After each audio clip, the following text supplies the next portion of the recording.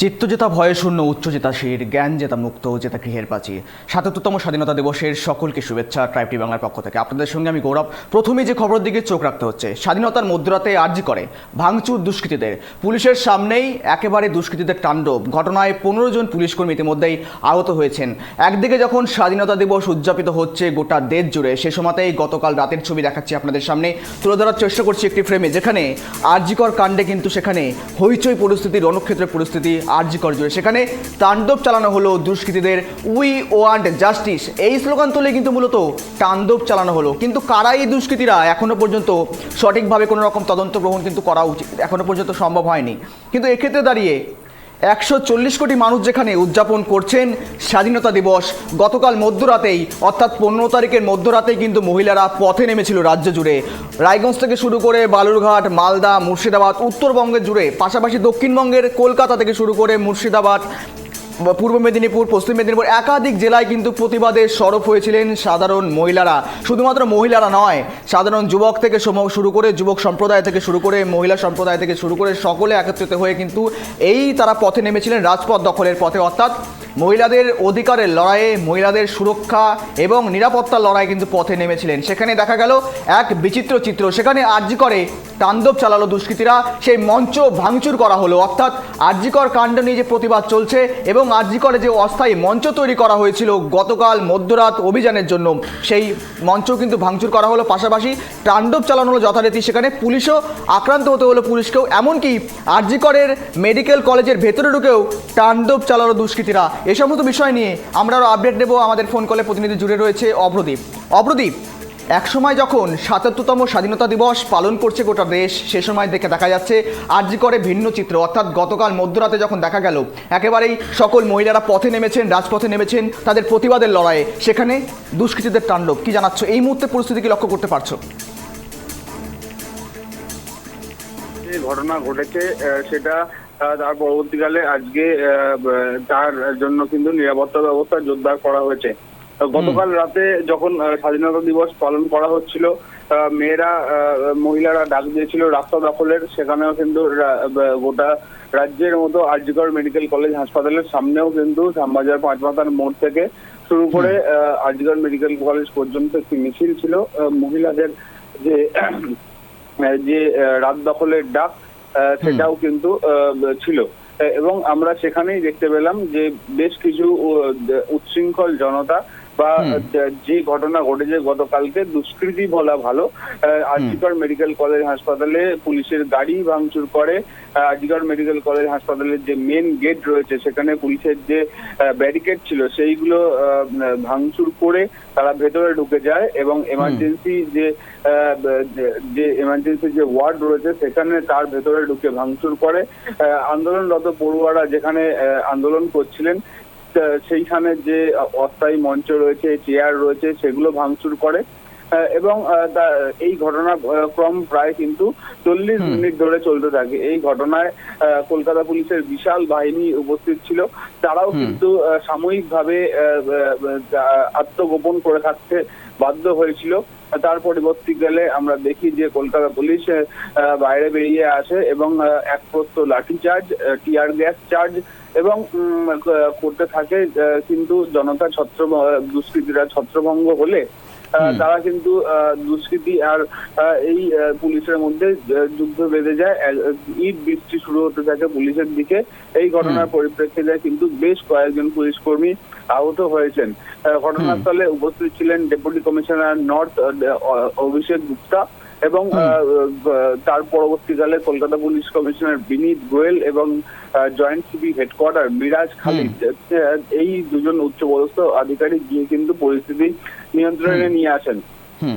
কিন্তু অভ্রদীপ, এখানেই তো প্রশ্ন উঠছে যে পুলিশ নিরাপত্তা কি গতকাল ছিল না? অর্থাৎ গতকাল মধ্যরাতের অভিযানে সেখানে কি পুলিশ নিরাপত্তা ছিল না যথেষ্টভাবেই? কারণ এত বড় তাণ্ডব হলো, এত বড় মিছিল ছিল, সেক্ষেত্রে দাঁড়িয়ে এরকম তাণ্ডব চালাতে হলো সেখানে দেখা গেল এই মুহূর্তে দাঁড়িয়ে। দেখো, পুলিশের নিরাপত্তা যে ছিল না তেমনটা নয়। পুলিশের নিরাপত্তা যথেষ্ট পরিমাণে ছিল, যথেষ্ট পরিমাণে মোতায়েন করা হয়েছিল। গত 3-4 দিন ধরেই আমরা দেখছি যে কলকাতা পুলিশের যারা রিজার্ভ ফোর্সের আধিকারিকরা রয়েছেন, যারা মহিলা ফোর্স রয়েছে তাদেরকে কিন্তু রিজার্ভ ফোর্স হিসেবে ব্যবহার করা হচ্ছিল আরজিকর মেডিকেল কলেজ ও হাসপাতালে। তার পাশাপাশি উচ্চপদস্থ লালবাজারের যারা উচ্চপদস্থ গোয়েন্দারা রয়েছেন তারা এবং ডেপুটি কমিশনার নর্থ তিনি কিন্তু সশরীরে উপস্থিত থাকছিলেন গোটা সময়টা জুড়ে। কালকে রাতেও তিনি কিন্তু ছিলেন এবং বিশাল পুলিশ বাহিনী মোতায়েন থাকলেও দুষ্কৃতীরা এমন লাঠি হাতে অপ্রদীপ সঙ্গে থাকো। পুলিশ এই মুহূর্তে দাঁড়িয়ে বিনীত গোয়েল পুলিশ কমিশনার তিনি কি জানিয়েছেন শোনাবো আপনাদের, তারপর তোমার কাছে চলে আসছি আবারও। শুনুন আপনারা বিনীত গোয়েল কি জানিয়েছেন। We'll give all support to the CBI. I think you must have seen the media post. We have said everything there. We have been transparent with the family, with everyone. We wanted the students to form a small committee of 7 people, interact with us. We will share with them whatever is possible within the ambit of law. We told them. They did not come up with that 7-member committee till date. I'm yet to find. I came here on I think Sunday. I interacted with them. I told them you make a committee. Whatever your doubts are, we cleared all their doubts. I briefed you. There are a lot of false propaganda which was going around. That their bones are broken, this is done, this is done. Unfortunately, that is not supported by the scientific evidence. This is the most unfortunate thing.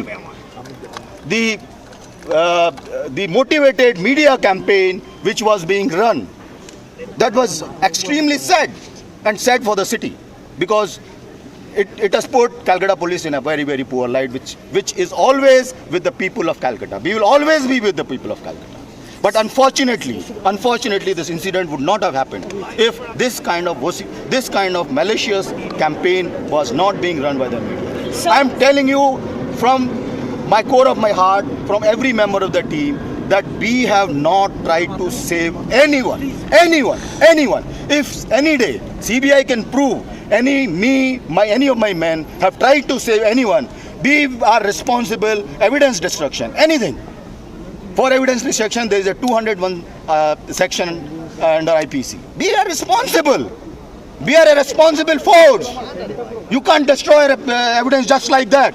Just a campaign that evidence will be destroyed. Evidence is being destroyed. What evidence is being destroyed? Sir, how many? Sir, any trace of the DC? Sir, any trace of your DC? Have you been able to find DC or not? Yeah, we are finding. We are taking care of it. Please. একেবারে police commissioner যেমন জানালেন বিনীত গোয়েল, তিনি জানাচ্ছেন গতকালের ঘটনা অকাঙ্ক্ষিতভাবে রয়েছে, কিন্তু police, Kolkata police মানুষের পাশে সর্বদা রয়েছে, কাজ করার চেষ্টা করছে এবং সজাগ রয়েছে। পাশাপাশি যারা দাবি করছেন যে বিভিন্ন রকম ভাবে এভিডেন্স নষ্ট করা হচ্ছে, সেক্ষেত্রে দাঁড়িয়ে তিনি বললেন কোনো রকম ভাবে কোনো এভিডেন্স নষ্ট করা হয়নি। আর যদি কোনো রকম ভাবে এভিডেন্স নষ্ট হয়ে থাকে সেক্ষেত্রে শুধুমাত্র দায়ভার নেবে কলকাতা পুলিশ। তিনি পুরোপুরিভাবে দাবি জানাচ্ছেন কোনো রকম এভিডেন্স নষ্ট করা হয়নি বা কোনো রকম এভিডেন্স কেউ নষ্ট করেনি। সমস্ত এভিডেন্স দাবি করছেন আমাদের দাবি করছেন আর বিনীত পুলিশ কমিশনার নিয়ে যাচ্ছেন কলকাতা নিয়ে যাচ্ছেন কলকাতা পুলিশ সজাগ রয়েছে। যারা যুক্ত রয়েছেন সংকটের সাথে ব্যবস্থা গ্রহণ করা হবে সকলের উদ্দেশ্যে তিনি কিন্তু তদন্ত করবেন এমনটা তিনি জানিয়েছেন। পাশাপাশি তিনি সরজমিনে এসেছিলেন, সেখানে আক্রান্ত পুলিশের সঙ্গে তিনি দেখা করলেন এবং আক্রান্তের সাথে কথা বলার চেষ্টা করলেন। আমরা চলে যাচ্ছি অপ্রদীপের কাছে। অপ্রদীপ, বিনীত গোয়েল স্পষ্টত জানালেন কলকাতা পুলিশ সর্বদা মানুষের পাশে রয়েছে, কলকাতা পুলিশ সর্বদা মানুষের পাশে থেকে কাজ করার চেষ্টা করছে। যারা মূলত দাবি তুলছিলেন যে এই আরজিকর কাণ্ড নিয়ে ধর্ষণ মামলা খুনে সেখানে কিন্তু এভিডেন্স নষ্ট করা হচ্ছে, সেই এভিডেন্স কোনোভাবেই নষ্ট করা হয়নি আর তার জন্য দায়ভার একেবারে কলকাতা পুলিশ নেবে যদি সেভাবে কোনো রকম ভাবে নষ্ট হয়ে থাকে। কি জানাবে? আমরা শুনলাম বিনীত গোয়েলের বক্তব্য। তিনি যেমনটা বলছেন যে সিবিআই যদি প্রমাণ করতে পারে কোনো রকম কোনো এভিডেন্স ট্যাম্পার করা হয়েছে যেটা সাধারণ মানুষদের মধ্যে ছড়িয়ে দেওয়া হচ্ছে, তাহলে কিন্তু দায়ভার নেবে কলকাতা পুলিশ, তেমনটাই কিন্তু জানালেন। সেটা একদিকে যেমন রয়েছে গতকালের রাত্রির ঘটনা, অন্যদিকে রয়েছে এই ঘটনায় গতকাল রাত্রির ঘটনায় কিন্তু কলকাতা পুলিশের তরফে বিবৃতি জারি করা হয়েছে। সেখানে বলা হচ্ছে যে গতকাল রাতে আরজিকর হাসপাতালে হানা দিয়েছিল আন্দোলনরত ডাক্তার ও ডাক্তারি ছাত্রদের ওপর হামলা চালিয়েছিল 5 থেকে 7,000 জনের একটি বাহিনী। হাসপাতালের একাংশে ভাঙচুর করে তারা এবং ঘটনাস্থলে ডিসি নর্থ অভিষেক গুপ্ত সহ কলকাতা পুলিশের যারা কর্মীরা ছিলেন তারা যথেষ্ট সংখ্যায় ছিলেন, তুলনামূলক কম সংখ্যায় পড়ে যাওয়া সত্ত্বেও প্রাণের ঝুঁকি নিয়ে সীমিত ক্ষমতায় হামলাদের মোকাবিলা করার চেষ্টা করা হয়েছে কলকাতা পুলিশের তরফে। এবং এই ঘটনায় যারা যে দুষ্কৃতীরা পুলিশের ওপর হামলা চালিয়েছে, সরকারি সম্পত্তি নষ্ট করেছে এবং যে যারা এই ঘটনা ঘটেছে তাদের বিরুদ্ধে কিন্তু কলকাতা পুলিশের থেকে কড়া পদক্ষেপ নেওয়া হবে। তারপরেই তোমাকে বলে রাখবো যে আজকে সকালের নিরাপত্তা ব্যবস্থা কিন্তু আরো জোরদার করা হয়েছে এবং এই ঘটনার পরিপ্রেক্ষিতে এই যে ঘটনা ঘটেছে তার পরিপ্রেক্ষিতে প্রায় এই 15 জন গতকাল রাতে 15 জন প্রায় পুলিশ কর্মী আহত হয়েছেন এবং যে ঘটনা ঘটেছে গতকাল স্বাধীনতা দিবসের মধ্যরাতে মেয়েদের মহিলাদের রাত দখলের কথা ছিল, এরকম একটা ঘটনা ঘটে যাওয়ায় কিন্তু কলকাতাবাসী যারা রয়েছে, সারা পশ্চিমবঙ্গবাসী তারা এই ঘটনা ঘটালো সেটাই কিন্তু এখন খুঁজে বার করতে চেষ্টা করছে। কিন্তু অপরাধীর যথেষ্টভাবে গতকাল তো দেখা গেল স্বাধীনতার মধ্যরাতে একেবারে শান্তিপূর্ণ মিছিল চলছিল, শান্তিপূর্ণ প্রতিবাদ চলছিল, কিন্তু হঠাৎ করেই কারা মূলত প্রাথমিক অনুমান কি এরা কিসের সঙ্গে যুক্ত রয়েছেন, মূলত এই দুষ্কৃতীদের পরিচয় মূলত কি জানা যাচ্ছে কারা কোনো সাথে যুক্ত রয়েছেন কিনা? কিন্তু সেক্ষেত্রে দাঁড়িয়ে মূলত শান্তিপূর্ণ আন্দোলন চলাকালীন হঠাৎ করে তাহলে হামলা চালাতে শুরু করলো, তাণ্ডব চালাতে শুরু করলো। দেখো, যারা হামলা চালিয়েছে তাদের পরিচয় এখনো পর্যন্ত জানা যায়নি, কিন্তু যারা এইরকম ধরনের ঘটনা ঘটায়, যে ঘটনার ছবি আমরা দেখতে পেয়েছি গতকাল রাতে, তাদের এক কথায় বলা যেতে পারে দুষ্কৃতী। তাদের অন্য কোনো পরিচয় কিন্তু সামনে আসে না, তাদের অন্য কোনো পরিচয় থাকলেও সেটা গৌণ হয়ে যায়। তাদের যেরকম যে ঘটনা হয়েছে তাদের এক কথায় বলা যেতে পারে দুষ্কৃতী। আর ইতিমধ্যে সরকারিভাবে মুখ্যমন্ত্রীর তরফ থেকে বা কোনো রকম তোমার মুখ্য সচিবের তরফ থেকে কোনো রকম এখন পর্যন্ত বিবৃতি পাওয়া গেছে? এই যে যথেষ্টভাবেই গতকাল পুলিশ এতজন আক্রান্ত হলো, সেক্ষেত্রে দাঁড়িয়ে কোনো রকম বিবৃতি এখনো পর্যন্ত সামনে এসেছে সরকারি তরফ থেকে? পর্যন্ত মুখ্যমন্ত্রী বা মুখ্য সচিবের তরফে কোনো রকম বিবৃতি পাওয়া যায়নি। ধন্যবাদ অপ্রদীপ, সঙ্গে থাকার জন্য তোমাকে। আবার তোমার কাছে আসার চেষ্টা করব। পুলিশের সামনে দুষ্কৃতীদের তাণ্ডব আরজি করে, যেখানে চলছিল স্বাধীনতার মধ্যরাতে রাত দখলের অভিযান। সেই মহিলাদের, অর্থাৎ মহিলা থেকে শুধুমাত্র মহিলারা নয়, শুধুমাত্র ডাক্তারি পড়ুয়ারা নয়, সকলেই কিন্তু পথে নেমেছিলেন রাত দখল এবং নারী নিরাপত্তার জন্য, নারী সুরক্ষার জন্য পথে নেমেছিলেন। আরজি কর কাণ্ড, যেই কাণ্ডে রণক্ষেত্র পরিস্থিতি কিন্তু তৈরি হয়েছে বেশ কয়েকদিন ধরেই। আরজি কর কাণ্ডে সেখানে কিন্তু সেই মহিলাকে, অর্থাৎ কলকাতার তিলোত্তমাকে ধর্ষণ এবং খুন করার যে অভিযোগ উঠে এসেছে, তারা ইতিমধ্যে কিন্তু মূল অভিযুক্তকে সঞ্জয় রায়কে গ্রেপ্তার করেছে সিবিআই এবং সিবিআইয়ের হাতে কিন্তু ইতিমধ্যেই হস্তান্তর করা হয়েছে। এবং সেখানে যারা বিক্ষোভ করছিলেন, সেই বিক্ষোভকারী পড়ুয়ারা এবং ডাক্তাররা, তারা কি জানাচ্ছেন শোনাবো আপনাদের। আগে যে মিছিল চলছিল, সেই মিছিলকে কেন্দ্র করে একটা বড় সংখ্যক সাধারণ মানুষ থেকে শুরু করে বিভিন্ন স্তরের মানুষ ছিল, কারা ছিল আমরা জানি না, তারা আরজিকরের ব্যারিকেড ভেঙে দেয়। আরজিকরের ব্যারিকেড ভেঙে ভেতরে ঢোকে সম্পূর্ণরূপে আমাদের ধর্ণা মঞ্চ থেকে শুরু করে এই জায়গাটাতে ভ্যান্ডালিজম শুরু হয়। আমরা ডাক্তার, আমাদের আরজিকরের বুক থেকে একটা প্রেস, এই মিছিল যে বেরোনোর কথা ছিল, সেই মিছিলটা বেরোনোর ঠিক মুহূর্তে এই ঘটনা ঘটে। আমরা টোটালি ভীত এবং সন্ত্রস্ত। আমাদের যে অবস্থান মঞ্চ ছিল, সেই অবস্থান মঞ্চের একটা ভ্যান্ডালিজম হয়, তার আশেপাশে এমার্জেন্সির মধ্যে ভ্যান্ডালিজম হয়। আমরা মনে করি পরিষ্কারভাবে পুলিশ দাঁড়িয়ে পরিষ্কার দেখলো এই ঘটনা, কোনো রকমের কোনো হস্তক্ষেপ করলো না। আমরা পরিষ্কার মনে করি পুলিশ প্রশাসনের এটা পরিষ্কার ব্যর্থতা, প্রশাসনের ব্যর্থতা, সরকারের ব্যর্থতা। আমরা সাধারণ মানুষের কাছে অ্যাপিল করছি যে এই ঘটনার সংবেদনশীলতাকে মাথায় রাখবেন, সংবেদনশীলতাকে মাথায় রেখে আপনারা আন্দোলনে আমাদের পাশে থাকুন। আমরা এরপরেও বলতে চাই, আমরা আন্দোলন বন্ধ করছি না, আন্দোলন যেভাবে চলছে সেভাবেই চলবে। আপনারা শান্ত থাকুন, যেভাবে শান্তিপূর্ণ পদ্ধতিতে আমরা এই আন্দোলন চালিয়ে যাচ্ছিলাম সেইভাবেই আপনারা আমাদের পাশে থাকান, সলিডারিটি রাখুন। এই যে আজকে ভ্যান্ডালিজম ঘটেছে, এর দায় রাজ্য সরকার, যে পুলিশ প্রশাসন ছিল, আমি পুলিশ প্রশাসনের যিনি দায়িত্ব ছিলেন ডিসি নর্থ, আমি বহুবার ফোন করেছি। আমাদের পক্ষ থেকে যারা রিপ্রেজেন্টেটিভ ছিল, যাদের সাথে নিয়মিত কথা হতো না, তার সাথে আমাদের প্রতিদিন যোগাযোগ হয়েছে, তাদের সাথে কম করে 10-12 বার 15 বার ফোনে কথা হয়েছে, কিন্তু তারা কেউ কোনো রকমের কোনো রেসপন্স নেয় না, ফোন ধরেনি, রেসপন্স নেয়নি। তাই আমরা মনে করি এই পরিষ্কার পুলিশ প্রশাসনের ব্যর্থতায় এবং চক্রান্তের মাধ্যমে এই ভ্যান্ডালিজম ঘটানো হয়েছে। আরজি করে ভাঙচুর দুষ্কৃতীদের জানিয়ে যেখানে বিক্ষোভকারী পড়ুয়ারা তারা কিন্তু জানাচ্ছেন, ডাক্তাররা জানাচ্ছেন, তারা এর সাথে কোনোভাবেই যুক্ত নয়, অর্থাৎ দুষ্কৃতীরা এই হামলা চালিয়েছে তারা কিন্তু এমনটা দাবি করছেন। স্বাধীনতার মধ্যরাতে আরজি করে ভাঙচুর দুষ্কৃতীদের, পুলিশের সামনেই দুষ্কৃতীদের তাণ্ডব, ঘটনায় 15 জন পুলিশকর্মী আহত হয়েছে। রাতেই আরজি করে পুলিশ কমিশনার যায় এবং দুষ্কৃতীরা আরজিকর হাসপাতালের ভেতরে তাণ্ডব চালায়, পুলিশের গাড়ি ভাঙচুর করে। ডাক্তারদের প্রতিবাদ মঞ্চ ভেঙেছিল যে সমস্ত দুষ্কৃতীরা, তারা প্রায় 30 জন এসেছিল। পুলিশের অনুমান তারা সকলেই আরজিকর হাসপাতালের আশেপাশের এলাকার বাসিন্দা। এদের সকলের খোঁজ চালাচ্ছে পুলিশ, পাশাপাশি তাদের চিহ্নিত করে গ্রেপ্তার করা হবে বলে জানা গেছে পুলিশ সূত্রে।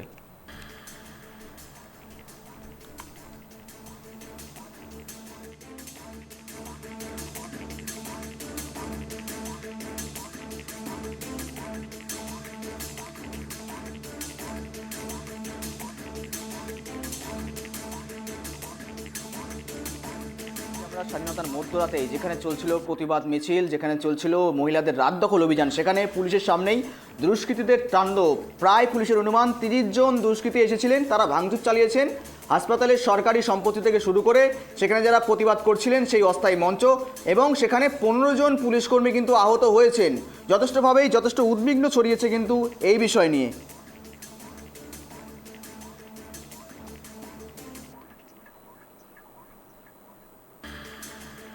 পুলিশের সামনে এই দুষ্কৃতীদের তাণ্ডব আর জানিয়ে কিন্তু রীতিমতো উদ্বেগ ছড়িয়েছে রাজ্য জুড়ে। আরজিকর মেডিকেল কলেজে বুধবার মধ্যরাতে হামলার ঘটনায় তীব্র নিন্দা করলেন তৃণমূলের সর্বভারতীয় সাধারণ সম্পাদক অভিষেক বন্দ্যোপাধ্যায়। তার দাবি 24 ঘন্টার মধ্যে অপরাধীদের খুঁজে বার করতে হবে পুলিশকে, এমনটাই তিনি কিন্তু দাবি করেছেন। এই সমস্ত বিষয় নিয়ে বর্তমান আপডেট নেব, আমাদের প্রতিনিধি ফোন কলে জুড়ে রয়েছে দেবযানী। তীব্র প্রতিক্রিয়া দিয়েছেন আরজিকর কাণ্ড নিয়ে অভিষেক বন্দ্যোপাধ্যায়। এই মুহূর্তের বিস্তারিত কি রয়েছে তোমার কাছে? তরুণী চিকিৎসককে ধর্ষণ এবং খুনের যে ঘটনা ঘটেছে তার প্রতিবাদে আমরা দেখেছি গত বুধবার রাতে মেয়েদের রাত দখলের কর্মসূচি ছিল। আর সেই কর্মসূচি শুরু হওয়ার বেশ কিছুক্ষণ পরেই আরজি করের যে জরুরি বিভাগ সেখানে প্রবল ভাঙচুর করা হয়। এমার্জেন্সি ওয়ার্ড থেকে বিভিন্ন ওয়ার্ড ভাঙচুর করা হয়, সেখানে ভাঙচুর চালানো হয়েছে, মানে এক প্রকার বলা যায় তাণ্ডব চালানো হয়েছে। প্রায় 2 ঘন্টা ধরে এই ভাঙচুর চলে। এই পরিস্থিতিতেই তৃণমূল কংগ্রেসের সর্বভারতীয় সাধারণ সম্পাদক ব্রাহ্মণবাড়িয়ার সাংসদ অভিষেক বন্দ্যোপাধ্যায় তিনি কিছুক্ষণ পরে আমরা কালকে দেখেছি যে তিনি তার এক্স হ্যান্ডেলে তিনি তীব্র ক্ষোভ প্রকাশ করেছেন এবং তিনি যেটা জানিয়েছেন যে রাতে তিনি পুলিশ কমিশনারের সঙ্গে কথা বলেছেন এবং ঘটনার নিন্দা করে অভিষেক বন্দ্যোপাধ্যায় এক্স হ্যান্ডেলে যেটা লিখেছেন যে প্রত্যেকটা অভিযুক্তকেই যেন চিহ্নিত করে শাস্তি দেওয়া হয়। তিনি যেটা লিখেছেন, গৌরব, আমি তোমাকে কোট আনকোট বলছি, যে আরজি করে যে গুন্ডামি হলো তার সব মাত্রা ছাড়িয়েছে।